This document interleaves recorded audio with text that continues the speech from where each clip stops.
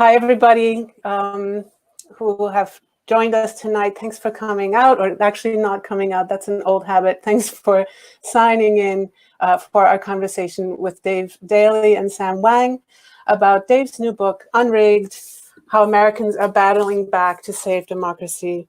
Here's his book. My name is Dorothea von Moltke. I'm one of the owners of Labyrinth Books. And we have several co-sponsors tonight whom I want to start by thanking. First of all, the Princeton Public Library. The vast majority of Labyrinth and the library's online events, author events, are co-hosted, which continues the close relationship, close partnership that we have during more normal times. And I encourage you to follow the store or the library or both of us on Facebook, or to sign up for our newsletters on our respective websites. The idea for this event tonight comes from Sam Wang and the Princeton Gerrymandering Project, which he directs. I am grateful to him for this and also for joining tonight and being in conversation with Dave Daley. And finally, the Woodrow Wilson School is our other sponsor. Many thanks to everyone there who helped us to get word out. I have a few practical things quickly before I introduce our guests. And then hand things over to Sam. I want to be sure that you know that you can get a copy of Unrigged for 10% off. The best options for ordering a copy are either to order it over the phones during our phone hours, the information is in the chat, or to send an email to orders.labyrinth@gmail.com. Those are the options if you want to do a curbside pickup. You can always order online and have your book mailed to you. The shipping there, unfortunately, is only free in New Jersey. So you might want to call us or email us. And the ordering information, of course, is also on our websites. So the sound you're hearing is my cat wanting to get out of this room, which I will let her out shortly, but not right this second. I'm going to take the chat down during the conversation, and then I'll put it back up during the Q&A. So just quickly, here is how to ask a question in this particular platform. There's a button on the bottom in the middle, you'll see. It says Ask a Question. And rather than putting the questions in the chat, just go there and queue up anything that comes to mind during the conversation between Dave and Sam. And if you see something there that interests you as well, there's a little arrow next to all questions where you can upvote something. And then we will see that and can try to give some priority to those questions when we get to the Q&A. And we'll make sure to leave time for that. But now a few words about our speakers. Several years ago, David Daley and Sam Wang were actually at Labyrinth to talk about Dave's previous book with the blunt title, Rat Fucked, Why Your Vote Doesn't Count. That book has been hugely influential in shining a light on the partisan manipulations of our electoral map and in making gerrymandering a word and a practice that are now broadly understood by many in a way that they just weren't before. And Dave's book was essential to that happening. Dave was editor-in-chief at Salon.com before joining Fair Vote, where he is now senior fellow. Many of you will know that Sam Wang is a neuroscientist in the Department of Molecular Biology and Neuroscience at Princeton. He is here tonight, however, and this too, I think many of you know, in his capacity as founder and director of both the Princeton Gerrymandering Project and the Princeton Election Consortium. And clearly we couldn't have hoped for a better interlocutor, so that's really an honor. Just a couple quick thoughts about the book we're here to discuss. It remains so remarkable to me that it would have been very different to be talking about David's book Unrigged a month ago than it is now. So much seems to have happened. The feeling of helplessness that has accompanied the pandemic and of severe worry, I think, about the state of democracy as we head towards the November elections seemed for many, and certainly for me, at times immovable.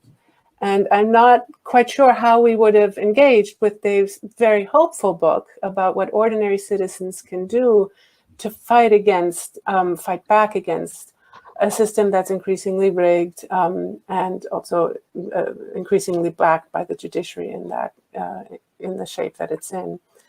And then came George Floyd's murder, and which marked the beginning of a new moment of Americans battling back to save democracy, as the subtitle of today's book has it. And since there's no such thing as democracy, as long as there is structural racism, it just seems possible right now that enough people are beginning to understand and act on this. And so there's a different tide, it feels like, and it suddenly feels like Dave's book is synced up to something that is happening. And I hope we can talk a little bit about that. Unrigged is about voting rights. So it's not, in that sense, directly about race, but it is also crucially about race, since efforts to disenfranchise voters, of course, disproportionately target minority voters. The book is a tribute to those who between 2016 and 2018 got to work to fix a broken system.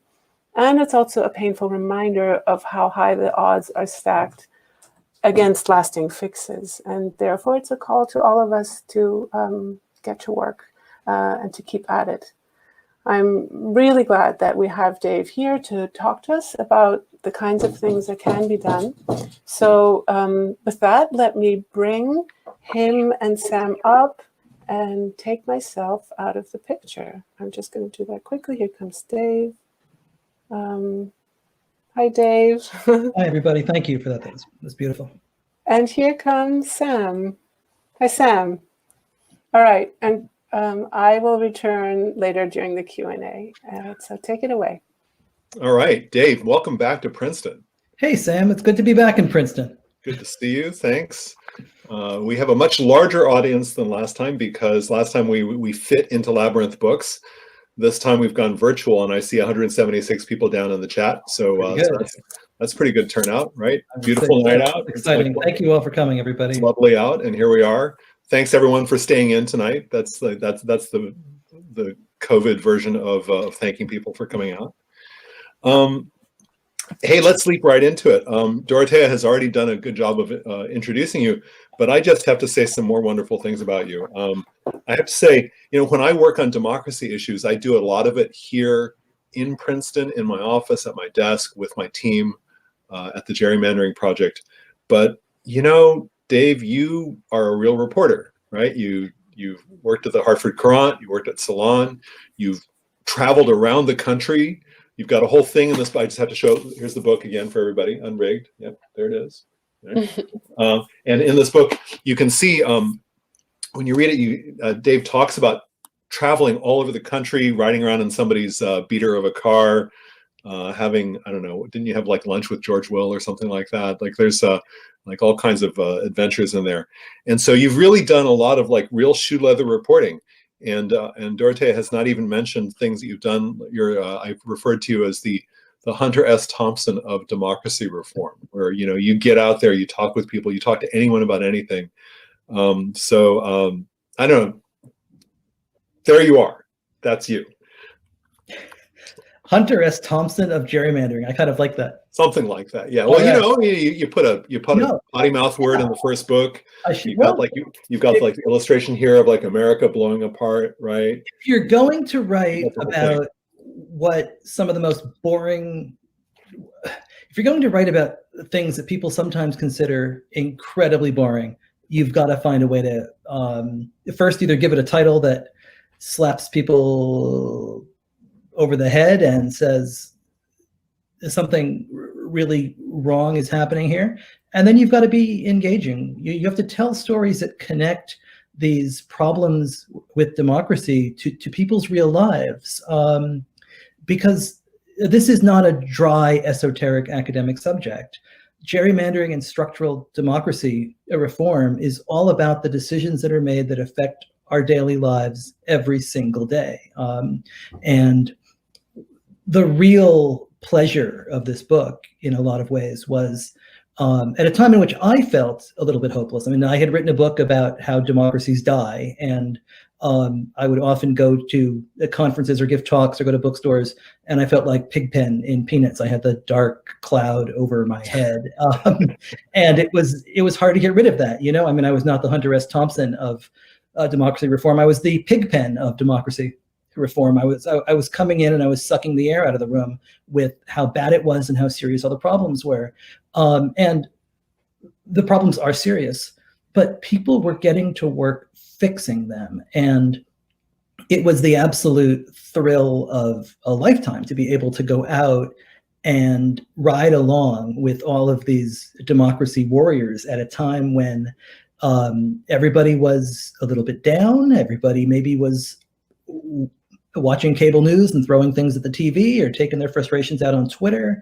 Around the country, people said, that's not what I'm going to do. Regular people rolled up their sleeves and said, I'm going to get to work fixing these big structural problems that other people had said were too stout, were too high, that nobody cared about, that couldn't be done, that were too boring.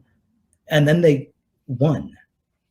Yeah, I got to say, the thing that really strikes me, I know that there are people who are distressed about our democracy, but it really strikes me is that there's this tone shift. In your previous book about gerrymandering, right? It was about the depredations of people who would figure out exactly how to tweak the rules and just find all the angles and distort our democracy. And now, post 2016, maybe I'm just an optimist, but I feel like a lot of people have come alive. People who didn't necessarily know that there was a problem, maybe weren't paying that close attention, and then wake up one morning and say, "Oh my gosh, racism is up front and center. We're talking about authoritarianism as if it's within the normal range of discourse." Like, all these things are happening that have become inbounds that many of us thought were just crazy talk, right? It's like this thing that snuck up on us, and so when I read Unrigged, I read a story of basically people who've kind of woken up, which is interesting. I think that's right. I think that Americans woke up on November 9th, 2016, and they lived in a deeply divided country, an almost exactly divided country, right? And yet all of the political power was sitting on one side. And I don't think people fully understood how that could happen or why that could happen. And there were these structural reasons why gerrymandering, not the only one, but a big piece of it. And they began this process of unrigging their own democracy. They, Katie Fahey in Michigan, I mean, literally is the day, it's November 10th. It's 2 days after this election. Katie Fahey gets up in Michigan and posts on Facebook, I want to do something about gerrymandering in Michigan. Join me, like me here if you want to get involved. It was that quick. But a few years earlier, she had also made a Facebook posting, if I remember correctly. There was no response or very little response. So something's changed. But she had her heart in the right place. She understood there was a problem. And then she made it's sort of a matched control experiment where, she posts it once, crickets. Then post 2016, she posted again, and right? Like eruption. I sold the first book with the title of Gerrymandered Nation. And my publisher said, yeah, you can't give the most boring topic in the world, the most boring name in the world. Right. And we ended up with Rat Fucked. But people now know what gerrymandering is. Right. My book could have a different name if it came out today. But the thing is, you are a major force in putting this on the map, I mean, as it were. Right, getting it in front of people, like telling the stories of gerrymandering. Hey, I want to talk about some of these stories here in Unrigged because, like you say, it's about more than gerrymandering. It's more than redistricting. It's about the rules of democracy and about people who have changed those rules locally. And I wonder if we could just do a few of the stories. I just want to, and in these days in our democracy, we're discovering that partisanship and race and gaming the rules all have come together into this funny triple spiral of things that are happening. And I wanted to just drill into a couple of the stories and talk about them a little bit. And one of the stories in your book where they come together is the story of Desmond Meade, and in Florida, and restoration of rights. So for people who have served their time. And I wonder if you could just talk about Mr. Meade and talk about what you discovered when you talked with him, and what happened in Florida. What happened in Florida is, I think, one of the most amazing democracy stories of our time. You had the largest expansion of voting rights in Florida in 2018 that we've seen since the introduction of the Voting Rights Act. And they essentially managed to undo a vestige of the Jim Crow South. If you had a felony conviction in Florida, you lost your voting rights, essentially permanently. There was a really convoluted process you could go through involving getting a pardon from a governor's board that barely ever met, and you would have to wait 14, 16, 18 years usually. So that didn't happen. And this affected 1.7 million people in the state of Florida. So it's 10% of the adult population. It's 20% of the African-American population in Florida. This is a huge, huge issue. And especially in a state in which, in 2000, elections are decided by 500 hundreds of votes, right? So imagine what an additional 1.7 million people on the voting rolls might mean. And this goes back to literally the days after the Civil War. The Southern states, if they wanted to come back into the Union, they had to ratify the 13th, 14th, and 15th Amendments to the Constitution as a precondition, which are essentially your equal protection and one person, one vote amendments, citizenship for everybody, voting rights, and equal protection under the law. Exactly. And these states like Florida didn't want to do that because Florida actually would have had a Black majority had they simply gone along with this. So what they did was they accepted it, and then they wrote all of these new preconditions into their state constitution immediately thereafter. They essentially said, you cannot vote if you have a felony. And then they redefined what a felony means, and they essentially made it into anything you might do if you were a poor Black person in Florida became a felony, and you lost your voting rights. And it stayed that way all the way until 2018. I looked up some of these things. So a felony in Florida these days includes selling beer to a minor. It includes getting into a fist fight. It includes, drug possession charges like marijuana. But, selling beer if you sell beer to a 20-year-old and you get caught, that's it. No right to vote for the rest of your life. It's just astounding. I met people in the course of writing this book who would get arrested at 17 for a minor drug possession charge, and they would lose their voting rights forever before they had even used them.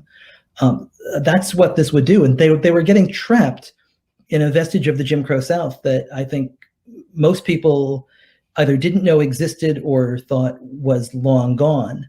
And so Desmond is a former felon himself. He'd been through a weapons charge and drug possession and deep depression. He gets out of prison. He's still homeless, and he slowly cleans up his life. He enters rehab. He goes to college. He goes to law school. But no matter what he does, he can't get his right to vote back. So he becomes the executive director of something called the Florida Rights Restoration Coalition, and they begin the process of building this amazing moral coalition, Black and white and conservatives and liberals and tattooed Trump-loving deplorables and radical criminal justice reformers on the other hand. They're funded by both the ACLU and an arm of the Koch brothers, and right. They frame this as an issue of fairness, of second chances, that everybody, that a civic voice is too important to have wiped away. And once you've paid your dues and done the time, you ought to get that right to vote back.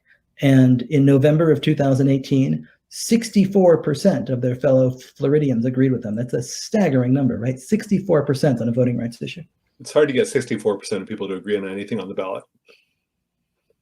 So they did it, although I will say that there's still a struggle, right? Because the Florida legislature has still attempted to add more rules to make it hard to vote. For instance, saying, okay, fine, you're out of prison and you served your time, but you still owe some fees here. And now it's being fought out in court, right? So it's turned into a court battle, which might go the right way, but it's in the middle of the 11th Circuit Court. Not clear how that's going to go. And so now there's other, and it's turned into something that's like a poll tax again. So it's still being fought out now. None of these fights are ever over. If it was easy to fix any of these voting questions, we would have fixed this with the 13th, 14th, and 15th Amendments, right? These things are permanent battles. Power concedes nothing without a demand, and sometimes even when the demand is made and amplified by 64% of the state, it still concedes nothing. That's right. So the fundamental issue is that people vote and vote and vote, nothing happens, and there have to be ways for people to take that power back. And it's impressive in states that have the initiative process, which is about half of states, then people like Desmond Meade can lead the way. I'm really impressed with the Florida Rights Restoration Coalition, because I will say, I just want to make sure their name gets lifted up, because they are very important now. I think I hope that there's a wave of effort to register voters down there, because there are, the Florida legislature is in the balance. I think getting back to gerrymandering, the only defense against gerrymandering in Florida is probably to have divided control of government. And one could imagine that the FRRC could be registering voters in key districts and just say, here's the 15 closest districts in Florida. Why don't we just register every man and woman who served their time, get them all on the voter rolls, and have voters have as big a voice as possible to link citizens to their government. And so I see that, I think that what Meade has done, I would love to meet him someday, what Meade has done has really, I think, opened the door for a better democracy in Florida. So I want to maybe talk about just a few more things. Like, there's a road trip that you made. Where was it? Was it like Montana or New Mexico? Like you write about like riding in some like broke down car someplace. Oh, I'm in Idaho. I'm in Utah. There's stories from North Dakota. I'm all over the place in this book. So in several of those states, is that the Medicaid expansion? Is that what it was about? I was out in Idaho on Medicaid expansion. That's a deep red state, and yet people wanted the Medicaid expansion. It's a deep red state. 6 years in a row, the legislature said, no, we're not going to expand Medicaid, even though folks are paying their money. It goes to Washington, doesn't come back. And you had a handful of young people in Idaho who had gotten involved in a school levy, a battle in their hometown. They recognized that they had some skills that might help organize. And they got involved, and they won the school levy fight. They said, what else can we do? They decided they were going to work on Medicaid expansion. There's 70,000 people in Idaho who kind of fell into the gap between the state exchange and the National Obamacare program. And they just went to work. They bought an old RV for like $1,400. They painted it a crazy color green, and they just started barnstorming the state, collecting signatures, talking to people, persuading their neighbors. And it's a remarkable story. They too win with upwards of 60% of the vote in Idaho. And they did it by going out and persuading people the old-fashioned way. It's such an amazing story of what we seem so polarized, right? All the talk in this country is of how polarized we are, how broken we are, how you can't even share Thanksgiving dinner with uncles and aunts of another party. They prove that when you go out and do the work of organizing and persuading, you can win in Idaho. But isn't that, it feels to me like part of that is that culturally we've made partisanship and our affiliations to our parties like affiliation with a sports team as opposed to issues. And so what these young people did is they made it about the issue, and they made it about the substance of how people's lives could be improved. And they had a mechanism for doing that, right? So making it be about the issues creates an opening for passing laws, for approaching legislators. And it feels like, again, like by whatever means necessary, whatever state it might be, it can be local city council elections, it can be ballot initiatives, it can be running for office. All this stuff that I had once thought of as being primarily for goals that were not populist at all, it appears that there are some pretty populist goals that are supported, like you say, by 60% or up of the population that can be achieved by taking the local route. I'll tell you that, I know we're talking about your book tonight, but over at election.princeton.edu at the Princeton Election Consortium, we are developing information resources to help people identify exactly how they can make a difference locally in all those ways. We're looking for ways for people to make a difference in state legislative races and ballot initiatives. And we're basically creating a resource to help people take the local route and find their inner Federalist.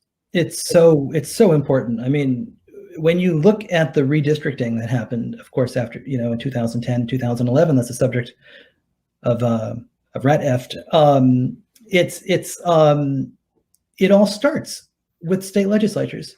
Republicans win 117 key state legislative races in 16 states, and that gives them the power to draw all of these district lines in state legislatures and in Congress that have endured for the last decade and have locked in this enduring form of minority rule.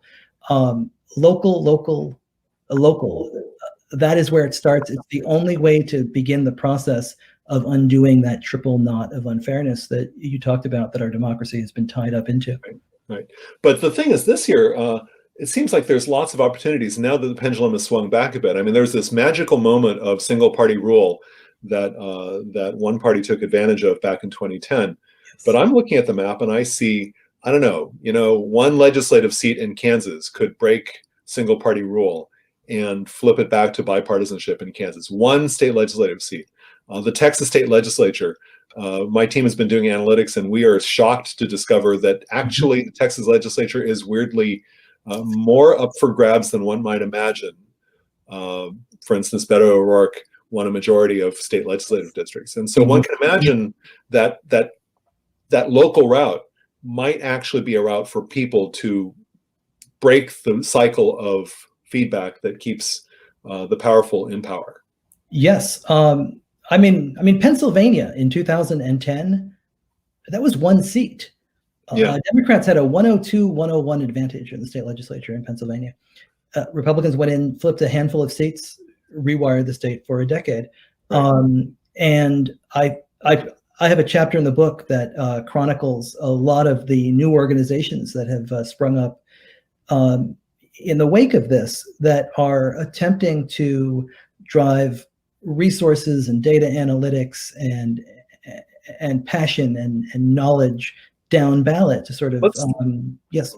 Let's talk about some of those nerds. Like let's talk about a certain piano teacher, Amanda Holt. Okay, I actually met her the other day, as we always meet people these days, through Zoom or teleconference. So I didn't actually meet her, but anyway, I looked at her like the way I'm looking at you. And Mandy, if I understand correctly, was a piano teacher, and she got mad about redistricting. Can you just talk about Mandy just a little bit? She and her neighbors on the same street were in different districts, and they didn't understand why. It didn't make any sense to them because, as John Oliver says, everything about gerrymandering is dumb and makes no sense. And she got to work, essentially trying to imagine what different maps would look like. And I mean, what she shows is that citizens can do this work of mapping. The politicians want you to think that this is some highly technical skill that can only be handled by, trained partisan politicians, ideally locked behind closed doors in a basement bunker someplace. But the truth is that this is not that complicated. It is technical if you want to get an advantage that's unfair. I would say that it's kind of like lying is harder than telling the truth, because with lying you have to keep your story straight. Yeah. But truthful, honest redistricting that gives everyone a voice is actually not that hard, because the game is you get everybody at the table and okay, fine, there's a lot of arguing, but the interests are represented. So there's something about honest districting that's not hard. So Mandy, anyway, so there she is. And I mean, Pennsylvania, she helps spark a redistricting revolution in Pennsylvania. She brings attention to the problem in a way that otherwise people would not have thought about it at all. And she catches the imagination of reformers and politicians and the media. She's named the Citizen of the Year by one of the local newspapers, and it sparks lawsuits. Public interest lawyers get interested, and they win an early lawsuit in Pennsylvania, and then a few years later they would win another lawsuit that essentially overturned the entire congressional map there, a map that had given Republicans the 71% of the seats, even when they won fewer than 50% of the votes. And it got replaced overnight with a map that ensures a closely divided state has a 9-9 map. Right, 9-9 map, and where it was 13-5, and also more competitive races, right? And so all of this made possible. It was a locked-in, uncompetitive 13-5. Yeah, so not just partisan advantage, but just that legislators on either side of the aisle don't have to work for the re-election. And Mandy told me that she did all that work back in 2011 or whenever it was, with Excel spreadsheets and paper maps. You know, she was sitting there with like her census block. I mean, it's a nerdy activity. So she's sitting there with her census block lists and her precinct lists, and she's doing it in Excel. And I was really trying to sell her on the fact that there is much better software now, which of course she knows. There's a thing called Dave's Redistricting app, not made by you, but if you look up Dave's Redistricting app, they're about to release their new version of it. And it's way user-friendly. It's easy to draw districts. It gives you lots of metrics. It tells you whether you've taken a racial minority and packed them tight into a few districts. It tells you about whether the parties are treated similarly. It tells you whether the districts are too funny shaped. So it actually incorporates party, race, and all these metrics. And it looks, I think that the playing field has really been leveled, so that Mandy Holt is a trailblazer. But it feels like there's an opportunity for many more people to get involved, whether it be Michigan, Pennsylvania, Ohio, Virginia, right? Lots of places. I think that is the lesson of Mandy Holt. It's the lesson of Katie Fahey. It's that when one person stands up, and there are a lot of others who stand up alongside you, and change happens. Are there, in this book, there's so many little stories. Are there favorite stories that come to mind when you think about people standing up and doing things, whether it be redistricting or any topic? Is there something that you think we should maybe get into a little bit? I would love to talk about the Native American chapter a little bit, because North Dakota. North Dakota and also Utah, because we're in a moment right now in which the Navajo Nation has seen a kind of COVID spike that is absolutely horrifying, and it's one of the very worst outbreaks in the nation. And I went out and spent a lot of time there in southern Utah, and San Juan County is the size of New Jersey, and it's majority Navajo, but it's very, very close. There are 3 small towns up at the very northern border that are largely white towns. And ever since Brigham Young came and settled that part of the state back, you're going back to the 1870s, 1880s. Even though it's been majority Navajo, whites have controlled the politics there. And in 1980, in the 1980s, there were lawsuits over the county commission because it was set up in such a way that there was no way that the Navajo could possibly gain a voice in county politics. And so what they did was they set up an at-large system. So it was slightly more fair, but because more white people turned out to vote all the time, they would win all of the at-large seats. So it actually changed nothing. And then they did not redistrict like they were supposed to in 1990. They did not redistrict like they were supposed to in 2000. And they did not redistrict like they were supposed to in 2010. They ignored court orders. They said, well, there's this consent decree in place from the 1980s, so this is how it has to stay. They did not redistrict for 30 years. It's like something. It's like something that's even possible. The early part of this century, before the Supreme Court issued their key rulings in the 1960s on redistricting, and finally, lawyers in Navajo continued this fight for decades until a judge finally forced a district system, and they forced a fair map.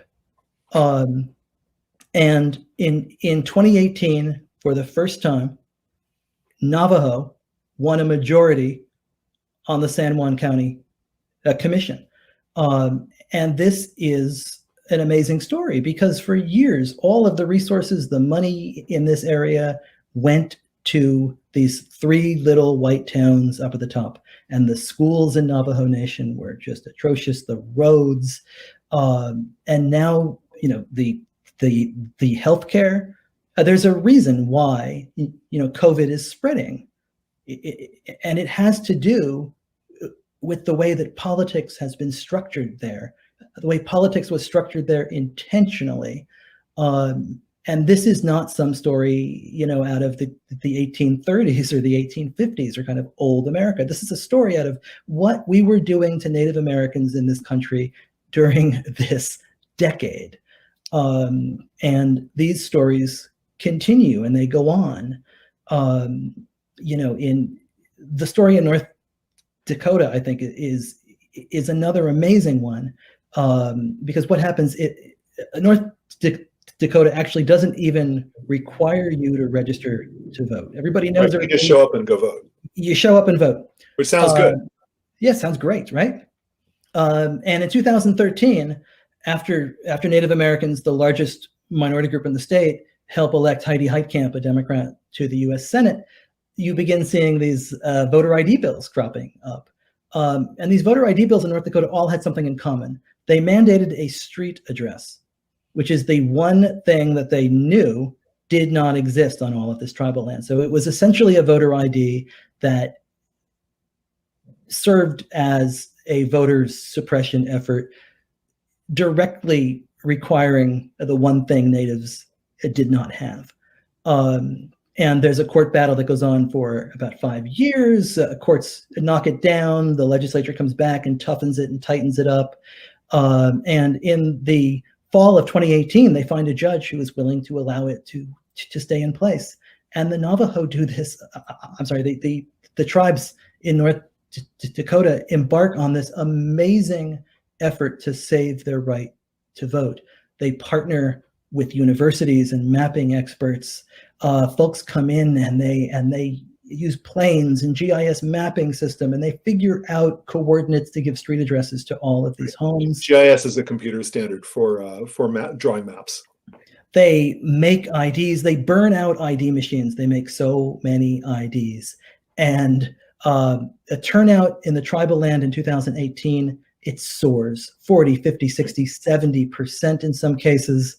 And in one of the most amazing election results we don't talk about out of that year, the very first Native American woman is elected to North Dakota State Legislature, and the man that she defeats is the guy who proposed the original voter ID bill back in 2013. It's just this beautiful, a full picture story. So one thing that strikes me there is that in this battle over the individual right to vote, so we were doing line drawing, and now we're kind of going back in time to protecting the individual right to vote. One thing that strikes me is that as these infringements on the individual right to vote come to the fore, it seems to me that citizens will often get angry and get riled up and respond to the threat to their right to vote in the way you just described in native lands in North Dakota. Another thing like that happened this year, I think in Wisconsin, where the state Supreme Court said, no, Governor Evers cannot delay the election, the primary election, you got to have it. And if you look at the numbers compared with other primary elections where there was just one contested primary, turnout was way up. And one of the conservative members of the state Supreme Court was turned out of office and replaced by a liberal. So everybody knows, like, people in state Supreme Court seats in Wisconsin are by election, and record turnout or high turnout. And it was, I think, as far as I can tell, I think people were pretty agitated about having their right to vote threatened by some fools who don't want to protect public health. And so I do get the idea that if citizens get mad enough that they wake up out of, the torpor that we as a nation have been in. Look at the folks in Georgia last week who braved 6-7 hour lines, all to protect their right to vote. They were not going to let it be taken away from them. I mean, the difficulty here is that, of course, it requires citizen energy, and then it requires the right kinds of expertise, whether it be lawyers or GIS nerds or mathematicians. And so it's like this people and nerd partnership to make it all come together. So I wanted to talk about some of the nerds who, it's close to my heart, who've played a role here. I'm trying to remember. Let's see. So you've got Moon Duchin, and I think you have Wesley Pegden in your book. These are mathematicians who've gotten into the mix. So you've met a number of them by now, right? Yeah, I have. They have a really difficult job trying to explain their genius level mathematics to somebody who barely figured out the first days of calculus, and that was about as far as I could possibly go. And these guys are trying to explain their amazing, complicated theorems to me. It's like, slow it down. I'm a journalist, but they have done amazing work. And I think what is so important here is that the very technology that has been used against us can be used to see through what has been done and to protect a democracy. So what Wes did in Pennsylvania is he was the key expert witness who showed that the maps that the Pennsylvania legislature had drawn were so infected with partisan bias that as soon as you began making any small, tiny changes to them, and he would just sort of, rub out one line and move it over there. And immediately the maps became less biased. And what he showed is just how carefully constructed they were. And after, and there's a number of mathematicians and computer scientists who have done really brilliant work on this, and that courts have looked to as being very credible, because they are showing essentially massive universes of possible neutral maps, and then you compare the map that the politicians choose, and when you plot that, it's almost always just this insane wild outlier in the 99.9 percentile. Right. It's like a turtle on top of a fence post, and that the turtle didn't get up there by itself. Exactly. Yeah. I wish I had that line in the book. That's a good. I think I ripped that off of some law article that I read. I read a lot of law articles these days, out of my domain, but it seems to be important. These tools, though, I think that it's really important, in my view, to emphasize this teamwork between math nerds and citizens. I mean, like my guys here at Princeton are developing tools like openprecincts.org to make sure that there's good data that everyone has to work with. We have representable.org, which allows citizens to draw their community of interest, like to actually take a map and say, okay, this is where we live, this is who we are. You cannot neglect the Chaldean Americans of Dearborn, and here's who we are, and then they upload it. And so I think tools like representable.org, I hope, will even boost this even further. When you give citizens the tools, it makes all the difference. When politicians are the only ones who have the tools, they get away with everything. Hey, I wanted to, there's a question that I spied on, because I really wanted to really beat on this question of local action. Somebody on the Q&A has asked about gerrymandering in Texas. We've already touched on a little bit, but some of these things can be addressed by federal law and federal judges, and some not. So I really want to get into the issue of what to do in different states. And the question is somebody from Texas, and that person wants to know what's the hope for partisan gerrymandering in Texas, and is there a possibility of a Supreme Court decision reining in political gerrymandering? And of course, I saw this and my hair started curling, but I thought, you know what would Dave say? Texas Texas is not easy. Texas is going to have a long path back to fairness. To answer the simple part of it, no, there's not a chance of the U.S. Supreme Court. They closed that door a year ago. North Carolina case a year ago, Common Cause versus Rucho. Yeah. They said that partisan gerrymandering is a non-justiciable political issue. They said it has to be. They said it was bad.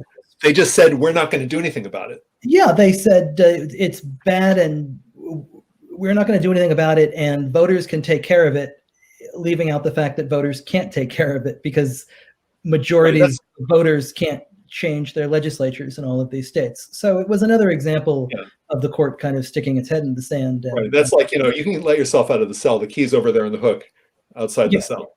Exactly. It's ridiculous. I have to say, I got so mad. And Justice Kagan's dissent on that was fire. It was just, she was so mad about that.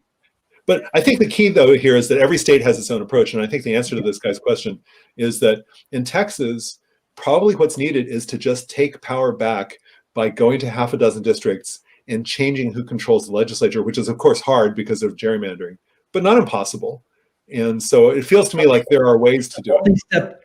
It's a multi-step problem in Texas. Right. In some states, it's as simple as if what you don't want in a state is one party to have all of the levers of power. If you think of redistricting as seats at the table, in most states, it's the state legislature, the House, the Senate, and the governor who have seats at the table. When it's a trifecta and one party has it, they can have dinner in the basement and lock the door and draw whatever map they want. So if Democrats are able to take back the state house in Texas, they win a seat at the table. Then the problem becomes, how do you adjudicate a dispute if the sides can't come together on an agreement? And the problem in Texas is that if you can't come to an agreement, it goes to this tie-breaking panel, this obscure tie-breaking panel that's appointed by the governor that hasn't actually been used for anything in decades, but the governor is already stacked with all of his buddies. Yeah, I think one of them is the land commissioner, who's George P. Bush. There's a big clue there about what party he's a member of. The attorney general. Yeah. Texas. So Texas has issues. But other states, a seat at the table creates change. Yeah. I over at gerrymander.princeton.edu, we list all those. Hey, Dorothea has texted me, and there she is now. I think in our remaining time, I think it would be great to take questions, and I believe that is why Dorothea is here. That's right. Yeah. I mean, first of all, I just want to say how much I've been enjoying listening to the two of you. There really is, in your conversation and also in reading the book, the sense that I think your language for it was that there are moral coalitions and that there are these efforts that can be quite low tech of persuasion, which are what reminds us of what many of us, I think, hope politics are about, right? Moral coalitions and the work of persuasion. So that's all really great. But yes, there are questions in the queue. And Sam, I'm glad that you already pulled one into the conversation. One here is, I assume, coming from a student, from Wendell Collins, asking what students with coding and data science skills can do to help this cause. And I think this is an interesting one because, of course, on the gerrymandering side, there's so much data mining that goes on, and it's such a high-tech effort. So concretely, what might someone with that skill set do to help? Okay, if I take this one, Dave? I was pointing at you. I think that would be perfect. So, Wendell, there are many things that you can do. I would say that one thing you can do is to start playing with software like Dave's redistricting app and start understanding how to use it to draw districts. You can be in touch with my gerrymandering team. Also, there's a really terrific workshop that Moon Duchin runs at Tufts University and the Radcliffe Center in Boston. And so there are people you can get in touch with. That's Moon Duchin, D-U-C-H-I-N. But I think really importantly, let's really return to this issue of federalism.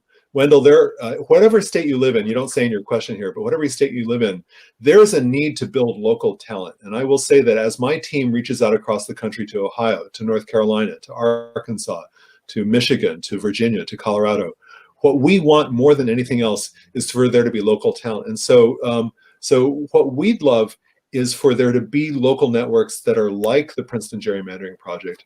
And that's probably going to involve you figuring out who to get in touch with in your state. It might be hard.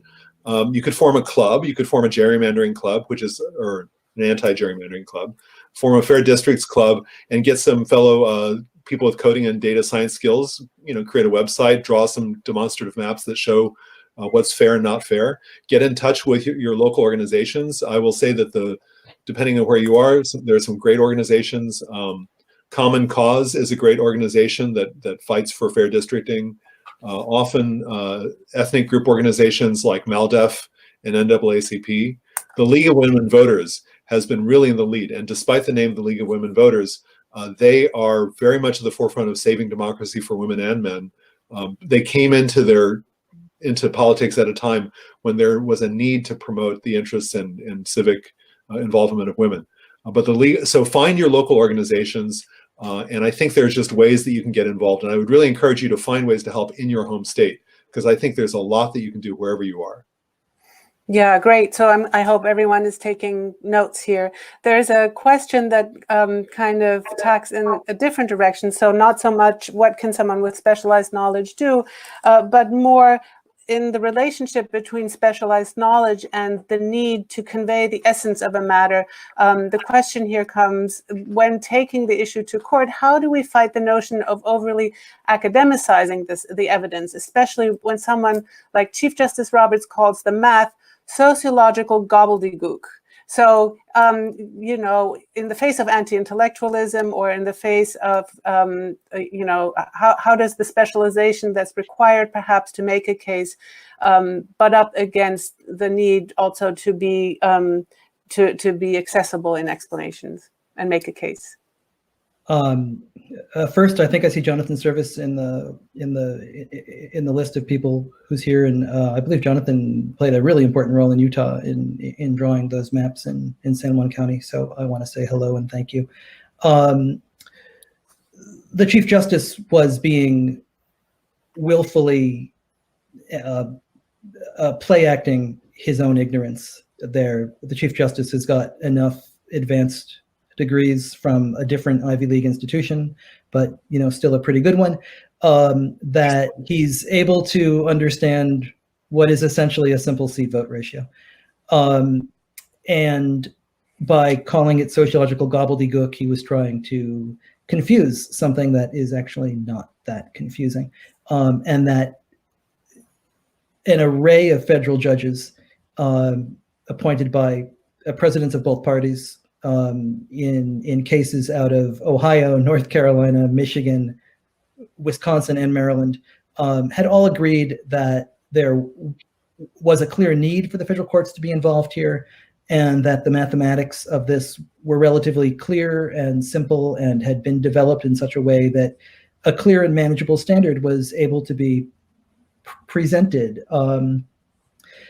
And if you look at the Pennsylvania trial, if you look at the North Carolina trial and the exhibits that these lawyers put on, they were very skilled at sort of taking the complicated math and showing the turtle on the fence.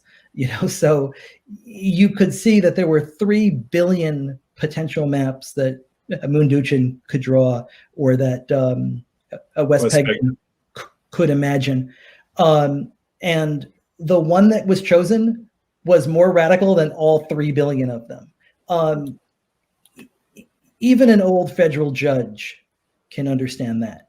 Yeah, I think judges are not afraid of technical evidence. They have to do that all the time. I think it's more an issue. The way I would interpret this question is that it is important to think about the audience. And if you're talking to a court, expert evidence shows up in court. You just have to go there.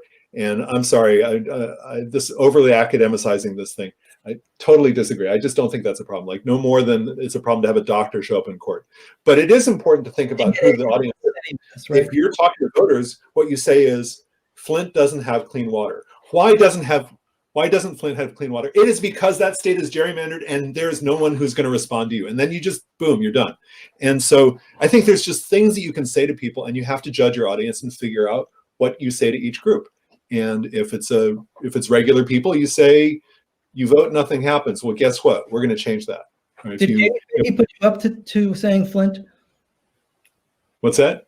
Did Katie Fahey just put you up to saying Flint? Is there a problem with saying Flint? Because there's a water issue there, dude. I know. Katie and I often do panels together, and we sometimes have a drinking game in which if someone says Flint or the other person says census. All right. Well, I've got water, and I've got clean water. All I have is seltzer, but I thought for a second that was. No, it's not a bet. Katie and I do not have a bet on this one. So you guys, it does seem like there's still more interest in the audience to talk more about the effectiveness of mathematical tools. There seems to be, I think this is a different case, Rucho versus Common Cause. Is that a different case? Yeah, where the court again turned away from mathematical tests. And so the particular question here from David is how one can make sure that the mathematical and technological tools are effective, particularly at local levels. Go ahead. All of the local courts, all of the lower courts believed in the math and they understood the math. If you go and you look at the ruling out of North Carolina, the original ruling before the case went to the Supreme Court, it is the clearest explanation of these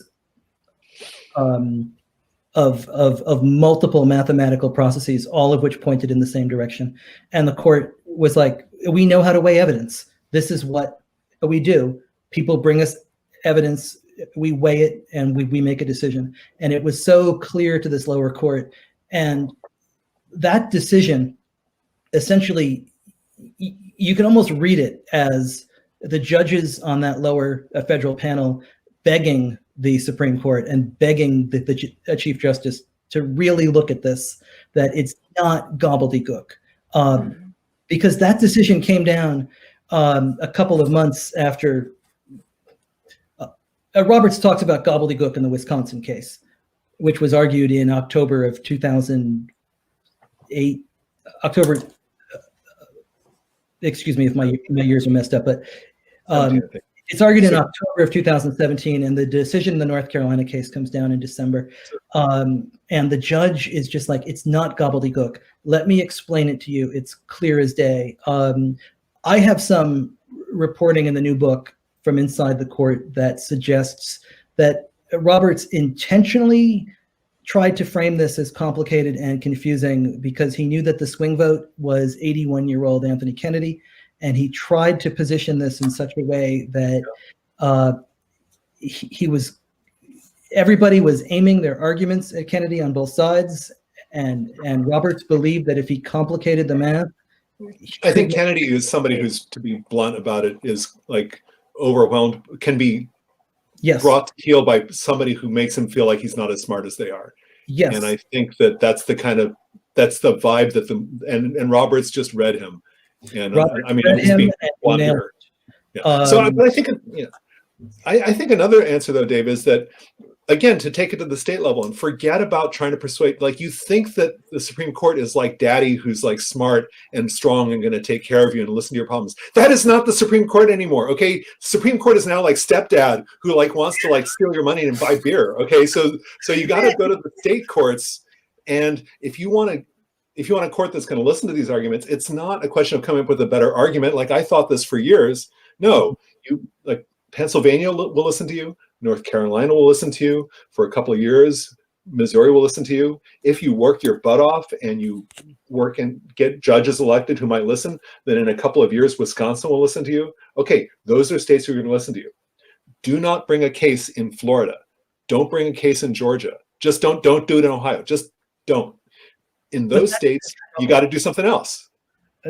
That's, I think, that's, I mean, pardon me saying it in terms of power, but it's about power. If you had a Supreme Court that allowed you to take care of this in every state at once, instead you're now going to have to wage 50 different battles on behalf of sort of these basic voting rights. And there are some states where it's not going to be possible. So if you live, I worry that we are creating these democracy deserts in many parts of the country, in which, if you live in Georgia, if you live in Florida, if you live in Texas, let alone Mississippi, it becomes harder to vote based on where you live. And there are going to be different barriers put in front of you in coastal America than there are in red state America. But you got to find the route that works. And you got to find the route. Federal court, like, just keep off of the federal court. That's just, federal court is not going to be a route. Federal court wants a six-pack, and you got a piggy bank. That's federal court, okay? Well, I mean, in Pennsylvania, you needed more than a six-pack and a nickel. It took $15 million for Democrats to come into Pennsylvania in 2015 and flip the state Supreme Court to make it possible to get that ruling in 2018.